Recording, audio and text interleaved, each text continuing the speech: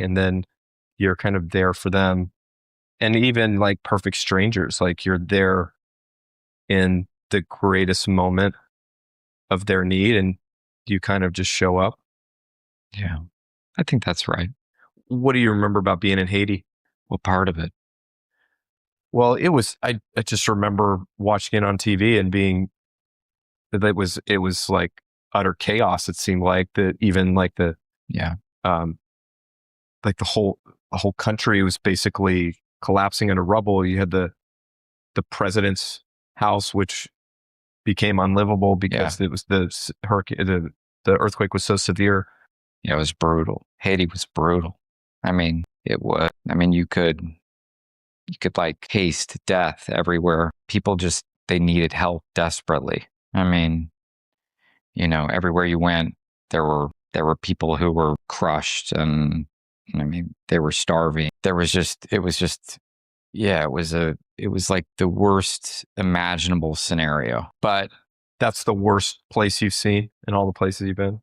that's the worst place I've ever seen. I can't imagine. It's hard to imagine something much worse. I mean, I wasn't on the ground in Gaza, which I know was horrific as well, but Haiti was concentrated in like one day in one event. The entire country was like obliterated. So, I mean, it was like instantaneous. There was this one instance in Haiti where it was like 5 days after, and I would help get the doctors arranged. It was like 10 doctors. I'd help get them set up where they were going every day. They would go and operate in like churches and things. I'd get them set up in the morning. And then like I was like kind of like a Swiss Army tool. So I would then go like get food and I would find places to get it distributed. So there was a guy from Utah who I knew through friends who like had just taken a helicopter down there. And he was like, he just had a helicopter, but he had no food. So I found him. I had all this food and I was like, hey, I hear you can help me like distribute some food like outside of the city. And he was like, yeah, for sure. I'm like, okay, well, fly your helicopter over to the landing strip and we'll load it with food and I'll go with you and distribute it. He's like, perfect. Flies it over the landing strip. We overload this helicopter with food to an unsafe level. And like, I'd heard he was a pretty good pilot, so I wasn't too worried, but it was overloaded. So I had found out from the Red Cross where we needed to take food, a place where no one had been able to have food yet. So we take it out up into the mountains, into this like dry creek bed. We saw a couple of people. It's exactly where the Red Cross had told us it needed to go. We were planning to unload like a quarter of it there and then a quarter of it at another place and a quarter of it at another place and the final amount somewhere else. There were like maybe 10 people near this dry creek bed and they were like kind of camping out. We land in this dry creek bed. Before we could even open the doors, there were probably 500 people converged on the helicopter. And I was like, Jeremy, this is a problem. We're in trouble. But there was already a guy with his hand on the door and we could not take off. So we opened the door up. The guy has a machete and I start unloading the food. I get to a quarter of the food. I tell Jeremy, I'm like, do not open your door and get ready to take off when I say take off. I start unloading as much food as we can. I'm handing it to different people. They're taking it and it is just a mob scene. More people are coming in. Before I can even unload like a quarter of the food, it's now probably doubled in size, the crowd.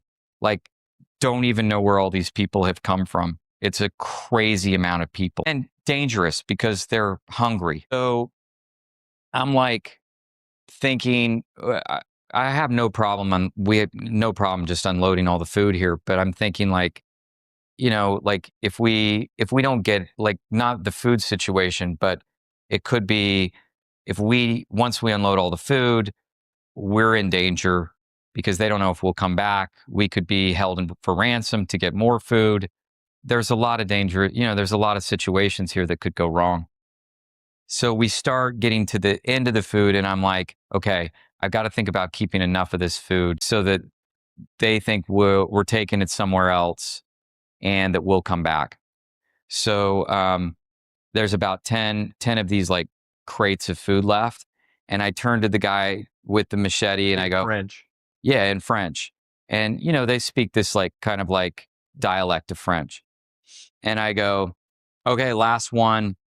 I hand the thing of food to this guy who I'd been handing it to, and they do a line back to other people. And the guy with the machete, just cool as a cucumber, just so cool, goes, one more.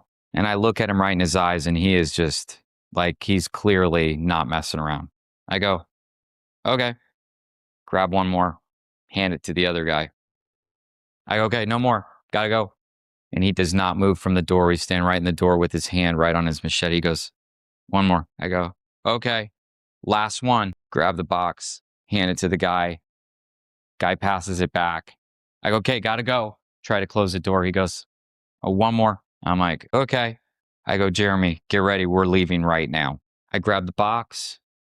I shove it to the guy with the machete and I drop it right to his arm. He like goes like this and I just push him like this.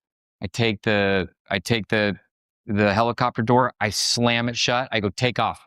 And before it even closes, that guy ducks down. Jeremy takes off and we just shoot out of there as fast as we can. And like, it is just a sea of people. And, that was Haiti. And no one to blame. Like, you can't blame them. They're starving. They're in a desperate situation. Yeah. I mean, I would have been the same way. You just want to feed your kids and you do anything to feed your kids. But, we realized like, that's not something you can do. Like it was very dangerous what we did.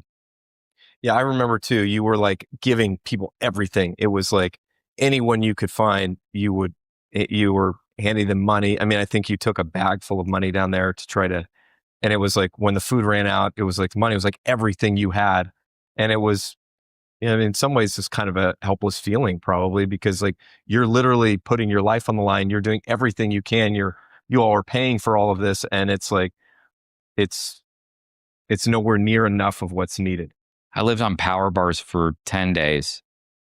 Like for 10 days, I ate nothing but power bars. We came out of there. We flew on a C-130 transport to Miami, US C-130 transport. We got there and I was like, wow, we're going to eat. Went down, like, it was so weird, but went down Miami.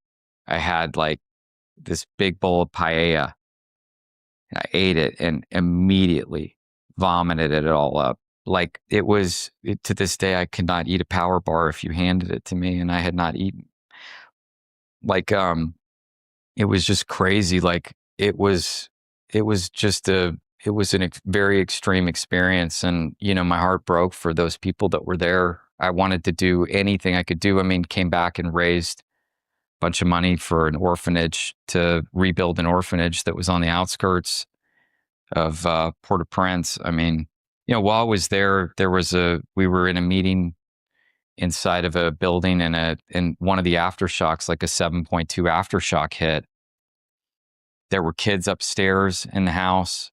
Everybody ran out of the building and a couple of us ran upstairs to grab the kids. It was a traumatic experience, the whole thing.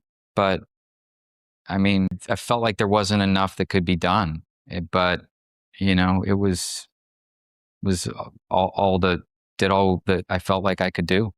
Isn't one of the main characters in the movie from somebody you met in Syria during the war? Yeah.